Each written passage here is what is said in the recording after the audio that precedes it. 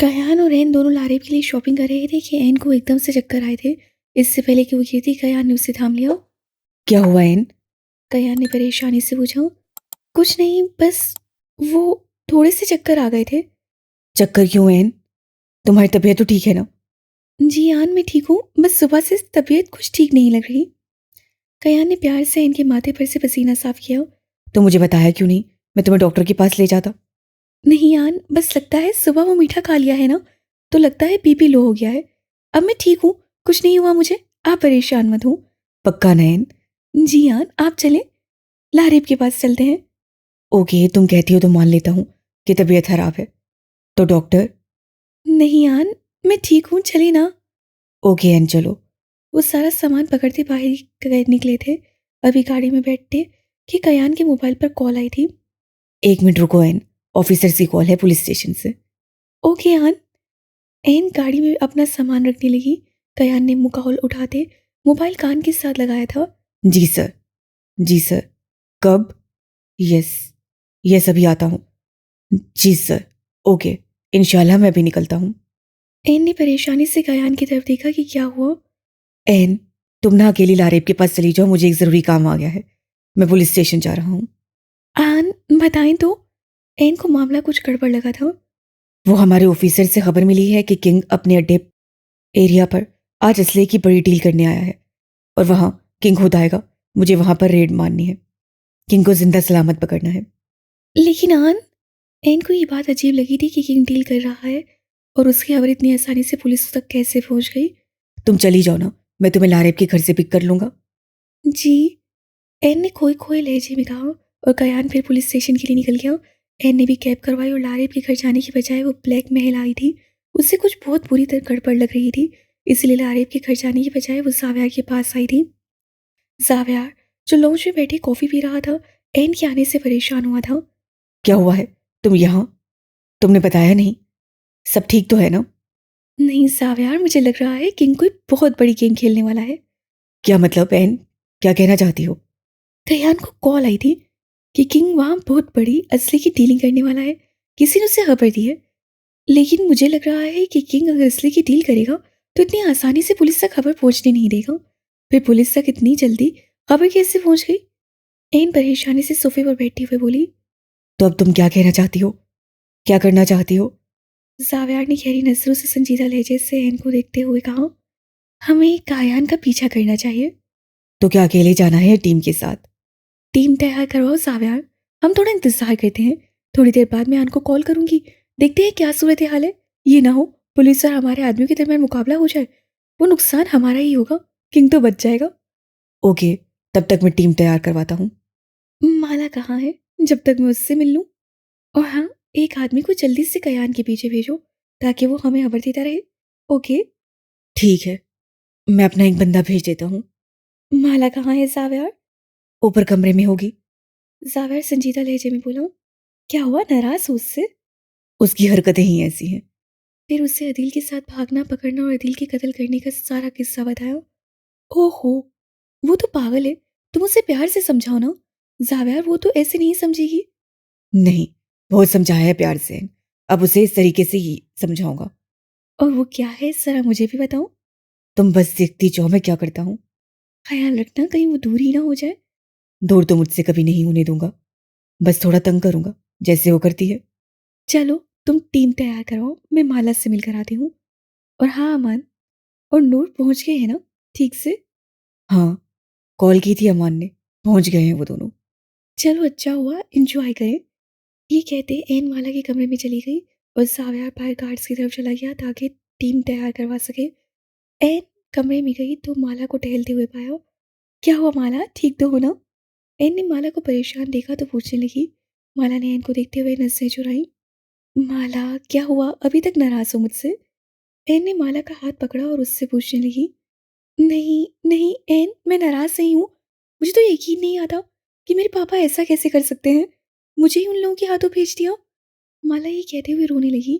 तो मैं तुम लोगों को भी गलत समझा। इधर बैठो माला। एन उसे अपने साथ सोफे पर बिठाते हुए उससे रिलैक्स होने का कहने लगी। देखो, ये दुनिया है, यहाँ लोग पैसों के लिए जीते हैं।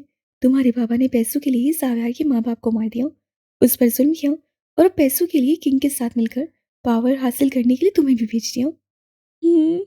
माला इतना ही कर सकी। देखो साव्यार अब तुम्हारा सब कुछ है, उसे मुझसे दूर मत जाने देना। लेकिन साव्यार तो मुझसे नाराज है ना, तो तुम उसको मना लो। एक तो मैं ही उसे मनाती रहूं, गलतियां भी तो तुम ही करती हो ना। एन ने हंसते हुए उसे कहा। हाँ मैं हूं ही बदतमीज, मैं ही सारी गलतियां करती हूँ। मुंह के टेढ़े मेढ़े डिजाइन बनाते ही वो एन को कहका लगाने पर मजबूर कर गई। सर, जो आपने कहा था वो हो गया है। पुलिस को गलत इन्फॉर्मेशन दे दी है मैंने। शाबाश अकरम, तुझे इस काम के पैसे मिल जाएंगे। जी सर, जो आपका हुक्म। ये कहते हुए अकरम ने कॉल बंद कर दी। इविल, तेरे एसपी को ऐसी मौत दूंगा कि तू उसकी लाश को भी नहीं पहचान पाएगी। किंग के लहजे में एक फनकार थी। दूसरी तरफ कयान अपनी टीम के साथ बताई गई एड्रेस पर जाने के लिए निकल पड़ा था।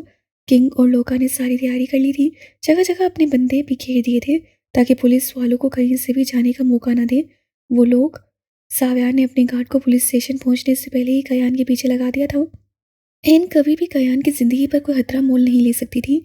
अगर सूरत हाल नॉर्मल होती तो वो टीम लेकर ना जाए, इसीलिए अपना बंदा कयान के पीछे जासूसी के लिए भेज दिया था। कयान और उसकी टीम बताए गए एड्रेस पर पहुंचे थे। वो जगह बहुत खुली थी, हर जगह अजीबो-गरीब किस्म के टैंक पड़े थे, जिसमें ना जाने क्या था। सामने ही बड़े से मैदान में एक कमरा था, इर्द-गिर्द दरख्त ही दरख्त थे। कयान को थोड़ा अजीब लगा था कि वो जगह बिल्कुल सुनसान थी, कोई ज़ीरो नजर नहीं आ रही थी। अकरम ने जो इन्फॉर्मेशन दी थी वो ठीक थी ना? कहीं किसी की चाल हो या वो कहीं और डील कर रहे हो? कयान ने संजीदा लहजे में अकरम से पूछा, जिससे अकरम एकदम घबराया। नहीं नहीं सर, खबर पक्की है। किसी खैर ख्वाह ने कॉल करके मुझे बताया था। हाँ, लेकिन यहाँ तो कुछ नजर नहीं आ रहा सर। उस कमरे में जाकर देखते हैं। एन की जासूस से कॉल करके एन को कुछ गड़बड़ी का बताया था। एन बहुत परेशान हुई थी। जाव्यार और एन जल्दी से अपना हुलिया तैयार करते वहां के लिए निकले थे कि कयान पर कोई भी आंच ना आ सके। इससे पहले कि कयान कमरे में जाता, वहां सुनसान जगहों के दरख्तों के पीछे से लोग निकले। एकदम से वहां पुलिस वालों पर फायरिंग शुरू की थी। कयान और उसकी टीम को तो संभलने का मौका ही नहीं मिल रहा था। वहां दो गाड़ियां दूर खड़ी हुई थीं, जिनमें लोका और किंग इस जंग का मंजर देख रहे थे। कयान और उसकी टीम ने संभलते ही मुकाबिल पर फायरिंग शुरू की थी। कयान समझ चुका था कि उन्हें ट्रैप किया गया है। कई लोग किंग के भी मारे गए थे और पुलिस वाले भी शहीद हुए थे। अभी किंग के लोग खत्म होने ही वाले थे कि कई गाड़ियां और पुलिस वालों के आगे पीछे आकर खड़ी हुई थीं। उनमें से भी किंग के लोग निकलकर जो पुलिस वाले बचे थे उनके गिर्द खड़े हुए थे। और कयान और उसकी टीम बुरी तरह फंस चुकी थी और दूर गाड़ी में बैठे किंग और लोका का कहका गूंजा था। जरा उस सिविल को कॉल तो लगाओ। लोका ने किंग को कहा तो किंग के चेहरे पर कमीनी मुस्कुराहट आई थी। किंग ने इविल को कॉल की। इविल जो गाड़ी में बैठी अपने एसपी के पास जाने के लिए तड़प रही थी, उससे खबर मिल चुकी थी कि उसे ट्रैप किया गया है और वो लोग फंस चुके हैं। कॉल आते थे कि इविल ने गुस्से से मोबाइल को देखा, उससे कॉल उठाकर स्पीकर पर रखी। Hello evil. किंग की मुस्कुराती आवाज़ सुनकर इविल ने सबसे आंखें मीची थीं। किंग, अगर मेरे एएसपी को कुछ हुआ ना, तेरे को ऐसी मौत दूंगी, तेरे को कब्र भी नहीं मिलेगी। इतनी बोटियां करूंगी कि चील कौवे भी तेरा गोश्त नहीं खा पाएंगे। एविल की धार गाड़ी में गूंजी थी। मुझे धमकी बाद में देना। जाकर पहले अपने एसपी को बचा। तेरे एसपी को ऐसी मौत दूंगा जैसी तूने मेरे बेटे को दी। उससे भी बुरी मौत दूंगा और तेरे वहां पहुंचने तक तो वहां। फू। किंग ने ब्लास्ट का इशारा देते एविल के सर पर बम फोड़ा था। मेरे एसपी को कुछ हुआ ना। इससे पहले वो कुछ कहती किंग कॉल काट चुका था। साव्यार, जल्दी गाड़ी चलाओ, मेरा आन। रिलैक्स सिविल, बस पहुंचने वाले हैं। कैसे रिलैक्स रहूं, मेरा आन। वो जोर जोर से गाड़ी की सीट पर मुक्के मारने लगी थी। कयान सबको देखता अपनी टीम को अलर्ट करने का इशारा करने लगा था।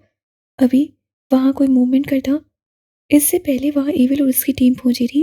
गाड़ी की चिड़चिड़ाहट से वहां शोर पैदा हुआ था। सबने उस गाड़ियों की तरफ देखा था। किंग दूर से देखता हैरान हुआ था एविल को, जो इतनी जल्दी पहुंच चुकी थी। एविल और उसकी टीम गाड़ियों से नीचे उतरते थे। किंग के कुत्तों, छोड़ दो एसपी को। वहां एविल की दहाड़ गूंजी थी।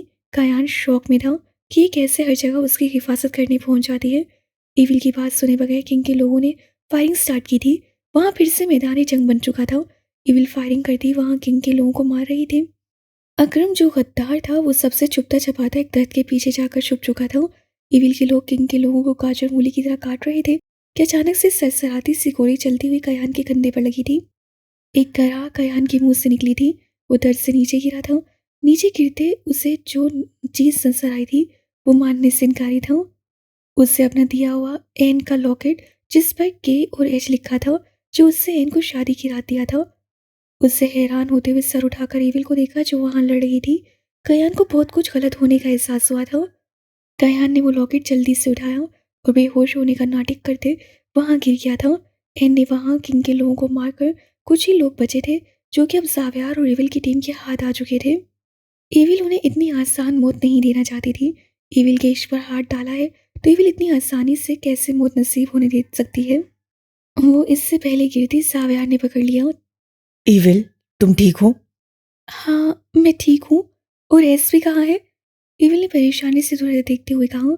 जब नजर कयान के कंधे पर गोली लगे और उसे बेहोश हुआ देखा तो एविल को लगा उसका दिल किसी ने मुट्ठी में जकड़ लिया है।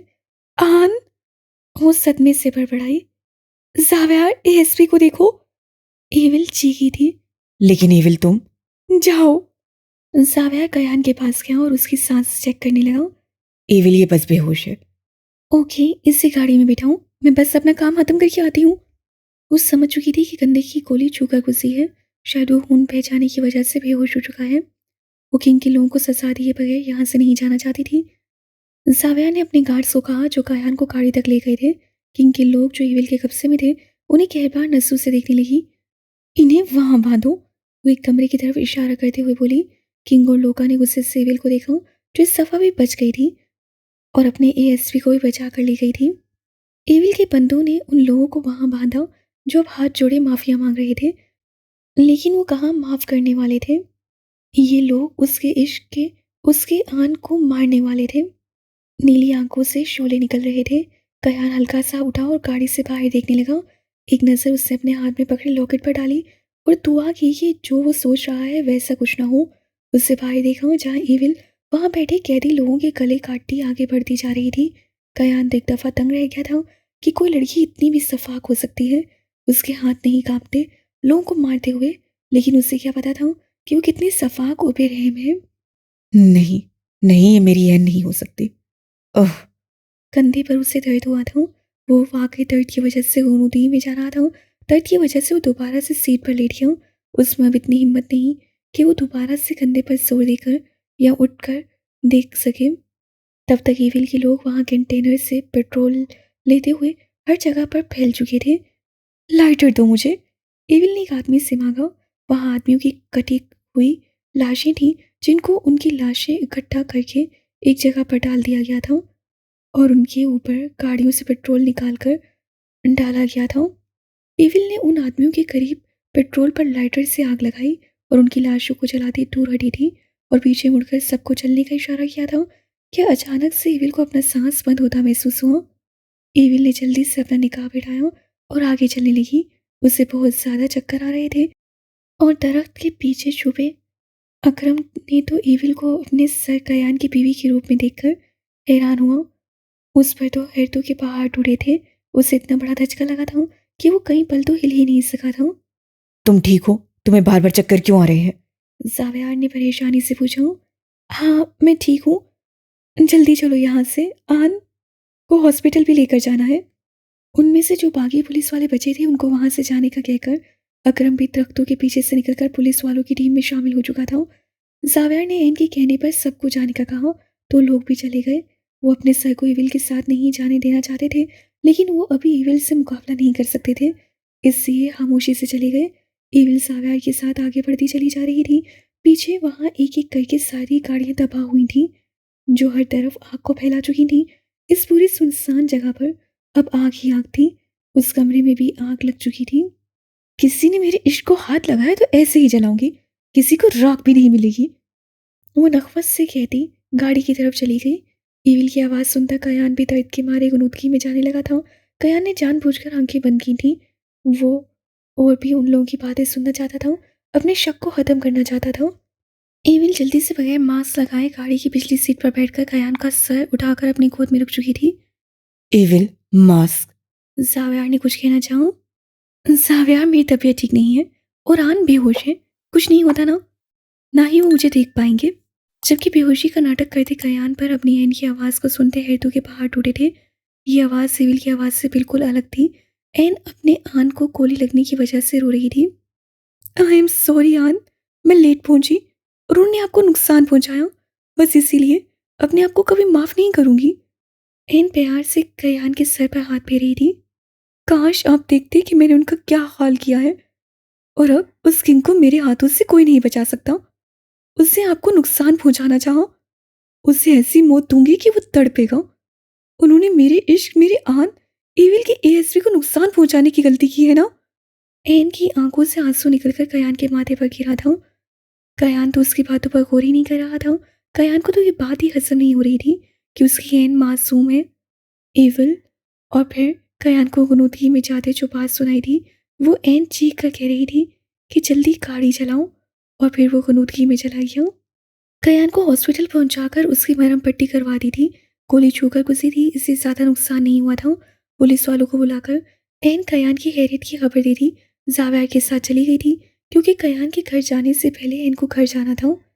कयान की पट्टी करवाते हुए उसकी आंखें सबसे लाल थीं। उसे यकीन नहीं आ रहा था कि उसकी एन ही ईविल है, वो उससे धोखा देती रही है। कयान ने अपनी जेब से लॉकेट निकालकर उसे देखा। ये बिल्कुल वैसा ही था जैसे उससे लिया था। कयान की आंखों से आंसू बेमोल होकर निकलकर उसकी दाढ़ी में जस हो रहे थे। जब इंसान को धोखा मिले दुख तो होता है ना, वो भी उस इंसान से जिस पर उसे सबसे ज्यादा यकीन हो, और वो उसका यकीन तोड़ दे। कयान की हालत ऐसी थी जैसे कोई जवारी जुआ हार गया, उससे तो अब चला भी नहीं जा रहा था। सर, हम घर छोड़ देते हैं आपको। एविल कहाँ है? कयान उनकी बात को इग्नोर करते अपने लहजे को दर्जा नॉर्मल करते हुए बोला। सर, वो आपको यहाँ लेकर आई थी, लेकिन वो हमें यहाँ बुलाकर वापस चली गई हैं। कयान सिर्फ इतना ही कह सका। मैं खुद घर चला जाऊंगा, लेकिन सर आपको चोट, कहाँ ना खुद चला जाऊंगा। ये कहते गुस्से से गाड़ी की तरफ बढ़ा और घर के लिए निकल गया। शिट, शिट, अबे वो एसपी फिर से बच गया मेरे हाथों। उस एविल को अजियतनाक जिंदगी देने का ख्वाब फिर से अधूरा रह गया। सब्र करो किंग, सुकून से बैठ जाओ। जब तक उस एविल को मौत का घाट ना उतार दूंगा, मुझे सुकून नहीं होगा। किंग ने चंगारते हुए अपने लहजे में एविल के लिए बेपनाह नफरत लिए बोला था। वो वक्त भी बहुत जल्द आएगा किंग, और वो वक्त अब मैं लेकर आऊंगा। लोका की भी नफरत भरी आवाज किंग महल में गूंजी थी, और किंग की पुरसोच निगाहें अब लोका की तरफ थीं। एन भी जल्दी से घर आ चुकी थी और अपने कमरे में पहुंचकर चेंज कर आराम से बेड पर बैठी थी। थोड़ी देर बाद कयान घर वापस आया। वो तनफन करता कमरे में आया था। कयान को एन को देखकर बेहद गुस्सा आया। एन ने कयान को देखा जिससे कंधे पर पट्टी लगी बंधी हुई थी और चेहरा सुर्ख हो रहा था। एन खुद को नॉर्मल करती कयान की तरफ बढ़ी। आहान, ये क्या हुआ है आपको? एन परेशान होती कयान से बोली। कयान ने गुस्से से अपनी आंखें बंद की और खुद को रिलैक्स किया। कुछ नहीं, बस जिस काम के लिए गया था वहां चोट लग गई। एन को कयान के लहजे में संजीदगी नजर आई थी, लेकिन उस वाक़े का सोचकर चुप कर गई। आन, आपको ख्याल रखना चाहिए था ना, अगर आपको कुछ हो जाता तो। तुम हो ना, तो मुझे कुछ नहीं होने दोगी, ना ही मरने दोगी। कयान ने धनसिया मुस्कुराहट से कहा। क्या मतलब? एन ने थोड़ा सहम कर पूछा। अरे, तुम डर क्यों रही हो? मेरा मतलब है, तुम्हारी दुआएं, तुम्हारा प्यार है ना मेरे साथ, तो मुझे कुछ नहीं हो सकता। हाँ, वो तो है ना, मैं हमेशा आपके साथ रहूंगी। जब तक मैं जिंदा हूँ आपको कभी कुछ नहीं होने दूंगी, ये मेरा आपसे वादा है। एन ने कयान की डार्क ब्राउन आंखों में देखते हुए कहा। कयान की नजर भटक कर इनकी गर्दन पर गई जहां उसका लॉकेट मौजूद नहीं था। कयान ने गहरा सांस लिया। एन, तुम्हारा लॉकेट कहाँ पर है? एन ने जल्दी से अपनी गर्दन पर हाथ फेरा, लेकिन अपनी गर्दन पर लॉकेट न पाकर परेशान हुई। वो आन यहीं कहीं होगा, मैं देखती हूँ। फिर एन ने पूरा कमरा छान मारा, बाथरूम भी देख लिया, लेकिन एन को लॉकेट नहीं मिला था। कयान आंखों में गुस्सा लिए अपनी चालाक बीवी को देख रहा था। आन नहीं मिला, पता नहीं कहाँ चला गया है। एन शर्मिंदा से मस्कीन सूरत बनाते हुए बोली। तुम्हें मिलेगा भी कैसे, वो तो मेरे पास है। कयान ने जेब से लॉकेट निकालकर एन के सामने ले आया। कयान के हाथ में लॉकेट देखकर एन के होश उड़े थे, लेकिन उससे खुद को जल्दी से नॉर्मल किया। आन, ये आपके पास है तो फिर मुझे क्यों ढूंढने के लिए कहा? एन ने लॉकेट पकड़ना चाहा। एन पूछोगी नहीं कहाँ से मिला मुझे? चलो मैं बताता हूँ, और साथ साथ मैं तुम्हें लॉकेट भी पहनाता हूँ। एन ने थूक निकलते आन को देखा जिसका लहजा अजीब सा हो रहा था। हाँ, पहना दे, और सॉरी, आइंदा मैं एहतियात करूंगी कि ये मुझसे गुमे ना। कया ने दांत पीस से एन को देखा और उसे लॉकेट पहनाने लगा। तुम जानती हो एन, ये मुझे कहाँ से मिला? लॉकेट का हुक बंद करते कयान एन से मुहाते हुआ। जब तुम मुझे बचाने के लिए वहां लड़ रही थी। एविल। कयान ने लॉकेट से एन की गर्दन पर जोर दिया, जिससे एन की गर्दन को झटका लगा था। एन की आंखें इविल का नाम कयान के मुंह से सुनते फैली थी। इविल के नाम से कयान ने एन के सर पर धमाका किया था। एविल। कयान एन के कान के पास झुकता फनकारा था। आन छोड़े, दर्द हो रहा है मुझे। कयान ने एक झटके से एन को छोड़ा तो वो जमीन पर गिरी थी। एन ने गहरे गहरे सांस लेते कयान की तरफ देखा, जो एन को खा जाने वाली नसों से देख रहा था। कयान घुटनों के बल एन के पास बैठा। एन को समझ नहीं आ रहा था कि उससे कब गलती हो गई थी। उसका राज कयान के सामने आ गया था। क्या लॉकेट की वजह से या कुछ और गलती हो गई थी? अब मैं तुम्हें एन कहूं या एविल? कयान ने एन के बाल दबोचे अपने करीब किया। आन मेरी बात सुने। Shut up, just shut your mouth. कयान दाड़ा था। उससे अपने बाजू मूव किए, जिससे उससे कंधे पर दर्द हुआ था। कंधे से खून निकलने लगा था। तुमने मुझे धोखा दिया है एन। ओ सॉरी, तुम आज से एन नहीं, होरीन काज़मी हो। मेरे लिए और दुनिया के लिए एविल। एन तो मर गई है, उसने मुझे धोखा दिया है और वो मेरे लिए मर चुकी है। अब तुम मेरी एन नहीं हो, होरीन काज़मी हो। कयान अपने बहते खून की परवाह किए बगैर हैसियत से बात करते दाड़ा था। आन, आपका खून। इससे पहले कि एन कयान को छूती, कयान पीछे हुआ। मैं तुम्हारा ऑन नहीं हूं। आज से तुम्हारा मेरा कोई रिश्ता नहीं है और तुम्हें मेरी फिक्र करने की जरूरत नहीं है एविल। कयान ने दांत पीस से कहा। आप मेरी बात सुने, आपको कोई गलतफहमी? इससे पहले वो अपनी बात मुकम्मल करती, कयान ने एक जोरदार थप्पड़ एन के मुंह पर मारा था। एन लहरा कर नीचे गिरी थी। आज दूसरी दफा कयान ने एन पर हाथ उठाया था। तुम कितनी बेगैरत लड़की हो। मुझ पर सारा राज भी खुल चुका है, अभी भी तुम ढेटू की तरह झूठ बोल रही हो। नहीं आन, मैं बताती हूँ ना। एन कयान के पास रोते हुए किड़किड़ा रही थी। उससे आज थप्पड़ ही नहीं, कयान की बातों से तकलीफ हो रही थी। वो किसी भी तरह कयान को अब दोबारा से नहीं खोना चाहती थी। एन दोबारा से उठी, आंखों में आंसू लिए कयान की तरफ बढ़ी। सुना नहीं तुमने? नहीं हूं मैं तुम्हारा, और तुम्हारा और सिर्फ मेरा अब एक रिश्ता है, एक पुलिस और मुजरिम का। ये सुनते एन तड़प ही तो गई थी। नहीं आन, हाँ मैं इविल हूँ, कत्ल करती हूँ लोगों का, लेकिन मुझे इविल बनाने वाले भी आप हैं। एन भी कुछ गुस्से कुछ बेबसी भरे लहजे में बोली थी। मुझे कुछ नहीं सुनना। तुम लोगों को कोई हक नहीं पहुंचता कानून को अपने हाथों में लेते हो। तुम्हें तो अब मैं सबूतों समेत और तुम्हारे उन साथियों को भी जेल में डालूंगा। कयान एन की गर्दन दबोचे दीवार के साथ लगाते कराहती से बोला। एन का सांस बंद होने लगा था। एन ने अपना गला छुड़वाने की कोशिश की। एन का सांस बंद होते थे कयान पीछे हुआ और एन गहरे गहरे सांस लेती, आंखों में बेशुमार आंसू लेती कयान को देखने लगी। प्लीज हान। लेकिन कयान उसकी सुने बगैर ही वॉशरूम चला गया। शिट शिट, ये सब क्या हो गया? एन वहां ही दीवार के साथ लगी बैठती चली गई। उसे समझ नहीं आ रहा था वो क्या करेगी, कयान को कैसे समझाएगी। कयान फ्रेश होकर बाहर निकला तो उसकी पट्टी गीली हो चुकी थी। एन ने देखा उसकी पट्टी गीली हो चुकी है, ऐसे में उसका जख्म खराब हो सकता है। एन जमीन से उठी और अलमारी से फर्स्ट एड बॉक्स से कल लेटे हुए कयान के पास आ गई। कयान तो एन को इग्नोर किए बेड पर जाकर लेटा था। अपने पास बैठी एन को देखकर उसके तेवर बिगड़े। मैंने कहा ना मुझे नहीं करवानी पट्टी, वो भी तुम्हारे इन हाथों से। हटाओ अपने हाथ। कयान एन के हाथ झटकता हुआ बोला। आन प्लीज पट्टी। सुना नहीं है तुमने? दफा हो जाओ यहां से। कयान दाड़ा था। एन उसकी दाड़ सुनती एकदम सहमी थी और भागकर बाहर चली गई थी। कयान की आंखों से भी कुछ मान भरा रिश्ता टूटने की वजह से आंसू निकलकर तकिए में जस हुए थे। कयान की तो दवाइयों की वजह से जल्दी आंख लग गई थी। अगली सुबह अमान की आंख खुली तो अपने साथ नूर को सोते हुए पाया। अमान ने प्यार से नूर के बाल सहलाए। अमान के बाल सहलाने से नूर ने अपनी मुंदी मुंदी आंखें खोली थीं। आंखें खोलकर अमान को देखा। एक खूबसूरत सी मुस्कुराहट नूर के लबों पर आई थी। अमान ने आगे बढ़कर नूर के माथे को चूमा। उठ जाइए नूर, सुबह के 10 बज चुके हैं। अमान के बताने पर नूर ने झट से अपनी पूरी आंखों को खोला। क्या 10? उफ, इतनी लेट हम कैसे सो गए? तुमने मुझे उठाया नहीं, मुझे घूमने भी जाना है। नूर तो इतना ज्यादा टाइम का सुनकर अमान से बोले जा रही थी। ओहो नूर, कोई बात नहीं, अब फ्रेश हो जाए, फिर हम नाश्ता करके घूमने चलते हैं। अब फिक्र ना करें, हम सारी जगहें घूमेंगे। पक्का ना मान? कितनी खूबसूरत जगह है, अब तो मैं सारी जगहें घूमनी है। चलो जल्दी से नाश्ता मंगवाओ, फिर चलते हैं। ओके नूर, अब फ्रेश हो जाए, मैं नाश्ता मंगवाता हूँ। ओके ठीक है। नूर जी कहते वह वॉशरूम में चली गई। माला की आंख खुली तो जावियार रूम में नहीं था। उसे याद आया कि रात को भी जावियार लेट कर आया था और अभी फिर से वो कहीं चला गया है। 2 दिन से वो उससे बात करने की कोशिश कर रही थी, लेकिन वो था कि सुनता ही नहीं था। अब कैसे मनाऊं मैं जावी को?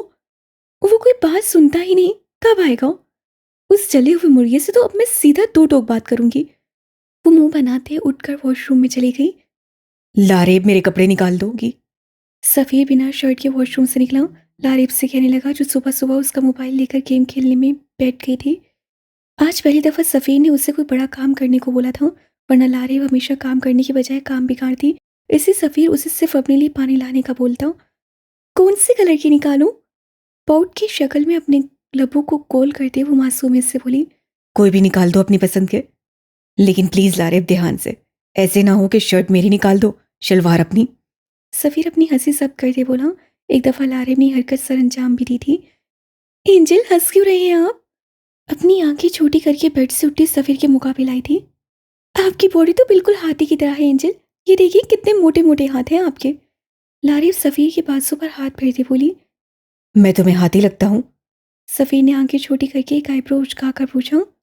नहीं एंजल, आप मुझे लगते नहीं हैं, आप हैं भी। लारिब कहती खिलखिला उठी। एंजल, ये आपकी बॉडी पे इतने बाल क्यों हैं? लारिब अपने छोटे छोटे हाथों को सफ़ीर के सीने पर मौजूद मर्दाना बालों पर फेरती हुई बोली। सफ़ीर की जिस्म में सनसनाहट सी थोड़ी थी। ये छोटी दुनिया हमेशा उसकी नीयत खराब कर देती थी। सब आदमियों के होते हैं मेरा बच्चा, जैसे तुम्हारे बड़ी के भी हैं, जावियार भाई के भी। सफ़ीर मोहब्बत से बोला। अच्छा एंजल, क्या मैं इन्हें खींच सकती हूँ? लारिब मासूमियत से बोली, जैसे कोई बड़ा ही अच्छा काम करने की इजाज़त ले रही हूँ। जान लोगी क्या छोटी दुनिया? जितनी मुश्किल में तुमने मुझे डाला है वो काफ़ी है। अब और आजमाइश में ना डालो। बह गया तो तुम्हारी ये नाजुक जान झेल नहीं पाएगी। सफ़ी नामहसूस अंदाज में कहता लारेब की गेंद अपना हाथ बांधे उससे गले लगा गया। मासूम लारेब के सर पर से सफ़ी की बात गुजरी थी। वो बस अपने एंजल के सीने से लग गई थी। एंजल, मैं ऐसा क्या करूं जो आप मुझसे खुश हो? लारेब अपनी थोड़ी सफ़ी के सीने पर रखती सर ऊंचा करके बोली। मैं बहुत खुश हूँ और मुतमिन हूँ तुमसे, मेरी छोटी दुनिया। तुम्हारी इस छोटे दिमाग में ये बात कैसे आई? सफ़ी ने मोहब्बत भरा बोसा लारेब के माथे पर देते हुए पूछा। वो पोहा भूतनी मुझे कहती है तुम अपने एंजल को कभी खुश नहीं कर सकती। वो मुझे अपनी फ्रेंड बना लेगा और फिर तुम। नहीं, मैं इसके साथ इस रूम में रहूंगी। इसलिए आप मुझे बताएं एंजल, मैं ऐसा क्या करूं कि आप सिर्फ मेरे एंजल रहे? लारेब मासूम से शिकवा करती पोहा भूतनी का पोल खोल चुकी थी। लारेब की मासूमियत पर जहाँ सफ़ीर को उस पर दुनिया जहाँ का प्यार आ रहा था, वहीं सोहा का लारेब को ऐसे नागवार अल्फाज कहने पर उसके चेहरे पर गुस्से के तासुर आता है, जिसे वो लारेब से छुपा गया। छोटी दुनिया, एक तरीका है मुझे खुश करने का। सफ़ीर कुछ सोचते मुस्कुराया। वो क्या एंजल? वो सफ़ीर के सीने पर नामहसूस अंदाज से लब रखते बोली। सफ़ीर ने खुद पर सबके पैरे बिठाए रखे उससे मुहाती हुआ। अल्लाह पाक कहता है अपने एंजल को खुश करने का एक तरीका है, और वो ये है कि मैं जब भी सुबह उठूं तो मुझे यहाँ किस किया करो। सफ़ीर अपने माथे पर उंगली रखते बोला। और और यहाँ भी। अब के उसकी उंगली गालों पर आई थी। और यहाँ भी। अब उसकी उंगली लबों पर आई थी। फिर आप सिर्फ मेरे एंजल रहेंगे ना? उस पोहा पूतनी को तो इस रूम में नहीं लेकर आएंगे ना? लारिफ अपने छोटे से दिमाग में आए सवालात पूछने लगी। पिंकी प्रॉमिस छोटी दुनिया, मैं सिर्फ तुम्हारा एंजल रहूंगा। तुम मुझे किस करके आजमा सकती हो। लेकिन एंजल, बड़ी कहते हैं ये यहाँ पर किस करना बैठ किस होता है। वो कुछ सोचती बोली। मेरा बच्चा, अपने एंजल को करने से अल्लाह पाक खुश होता है, सवाब भी मिलता है। किसी और को करने से गुनाह मिलता है। अब तुम्हारी मर्जी, तुम अगर सवाब कमाना चाहती हो कर सकती हो। सफ़ीर अपनी हंसी सब करते लारेब की मासूमियत से भरे चेहरे को देखते बोला, जो हर 2 मिनट बाद छोटा सा दिमाग लड़ाते शगुफे छोड़ रही थी। मैं सवाब कमाना चाहती हूँ एंजल। बड़ी भी कहते हैं सवाब कमाया करो। लारिफ चहकर कहती अपनी एड़ियों को ऊपर करती सफ़ीर के माथे पर लब रखना चाहती थी, जिससे वो नाकाम रही क्योंकि उसका कद छोटा था। एंजल, हम आपको किस नहीं कर पा रहे। आप हमें गोद में उठाइए, फिर हम सवाब कमाते हैं। सफ़ीर भी मौके पर चौंका देखते लारिफ को अपनी गोद में उठा चुका था। अब करो। सफ़ीर अपनी आंखें बंद करते बोला। वो अपनी छोटी सी दुनिया के लम्स को महसूस करना चाहता था।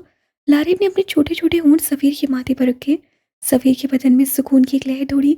लारिब ने अपने लब माथे से हटाते हुए अब सफ़ीर की गालों पर रखे। सफ़ीर को लगा अब वो अपने होश खो जाएगा। इतना खूबसूरत एहसास उससे पहली दफ़ा महसूस किया था। गालों से हटाते सफ़ीर के लबों पर रखे थे। सफ़ीर ने उसके लब हटाने से पहले लारेब के लबों को अपनी गिरफ्त में लिया और शिद्दत से उसमें अपनी सांसें उंडेलने लगा। लारेब अपने छोटे-छोटे हाथों के मुक्के बनाती सफ़ीर के सीने पर बरसाने लगी।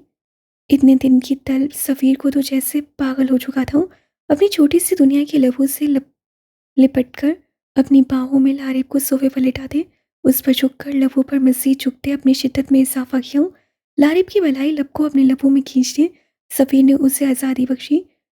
वो अब भी ना बख्शता अगर उसकी छोटी सी दुनिया को अस्थमा की बीमारी ना होती। गंदे एंजल, दर्द हो रहा है।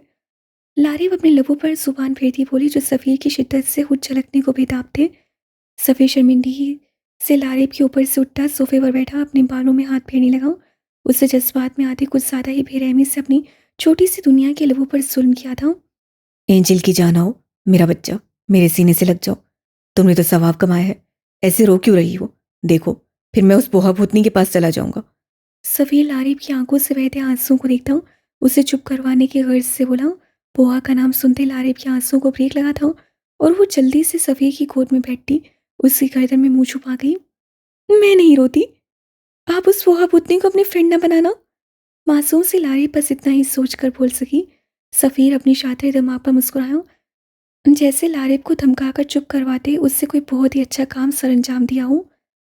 ऐसे ही कुछ है सफ़ीर उससे अपने वरना सीने से लपेटे दुनिया जहाँ की बातें करता पहलाने लगा, जिस पर कभी लारेब खिलखिलाती तो कभी सफ़ीर के गालों पर अपने दांत काट देती, जिस पर जवाबन डॉक्टर सफ़ीर को भी मौका मिल जाता अपनी छोटी सी दुनिया को महसूस करने का। कयान की आंख खुली तो कल के सारे मंजर उसे याद आने लगे थे और फिर अपनी दूसरी साइड पर देखा जहाँ एन किसी मासूम बच्चे की तरह सोई हुई थी। कयान को तो अभी भी उसकी मासूम सूरत देखकर शक हो रहा था कि उसकी एन एक हीविल है जो लोगों का बेरहमी से कत्ल करती है। कयान ने एन को गुस्से से देखा, उठकर बैठा। कयान के उठने से एन भी आंखें खोली और वो भी उठकर बैठी थी। क्या हुआ आन, आप ठीक तो है ना? दर्द तो नहीं हो रहा कहीं? एन उसका बाजू पकड़ते परेशानी से बोली। छोड़ो मुझे और ये ड्रामे मत करो।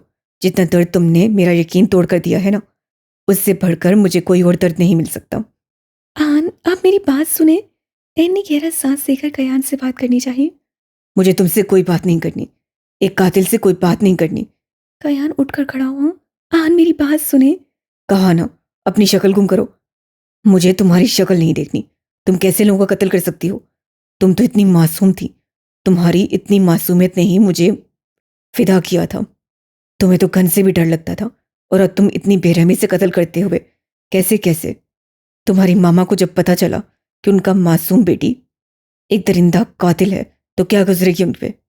आन, आप मत बताइएगा ना उन्हें। आप वो बात भूल जाए ना, हम पहले की तरह नॉर्मल रहते हैं। नॉर्मल? नॉर्मल? मैं तुम्हें जान से मार दूंगा। इविल मैं तुम्हें अपने घर में बर्दाश्त नहीं कर सकता। एक कातिल हमारे घर नहीं रह सकती। ये आप क्या कह रहे हैं आन, मैं आपकी बीवी हूँ। नफरत हो रही है मुझे तुमसे, नफरत। एन की बर्दाश्त की हद भी यहीं तक थी। वो आगे बढ़ी और कयान की शर्ट को अपने हाथों में जकड़ा।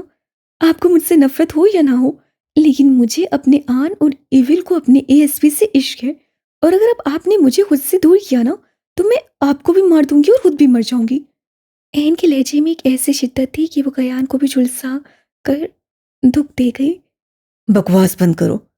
तुम्हारी कोई फजूल बकवास नहीं सुनना चाहता मैं। वो अपनी शर्ट को उसके हाथों में छुड़वाता बोला। मैं जल्द ही तुम्हें तमाम सबूतों के साथ पकड़कर जेल में बंद करूंगा। ना किया तो मेरा नाम भी एएसपी कयान कासमी नहीं। कयान अपनी सुर्ख होती अंगारा आंखों से एन को देखते बोला। आन, आपको पता है मैंने आपके लिए 2 कत्ल करने की कोशिश की, जिससे आपको नजर भर कर देखा है और जिससे आपकी तरफ कदम बढ़ाने की कोशिश की है, जिससे आपको नुकसान पहुंचाने की कोशिश की, सबको कत्ल किया है। कयान तो गुस्से और हैरानगी के मिले जुले तासुरात से इनको देख रहा था, जो टीटू की तरह अपना गुनाह उसके सामने कबूल कर रही थी।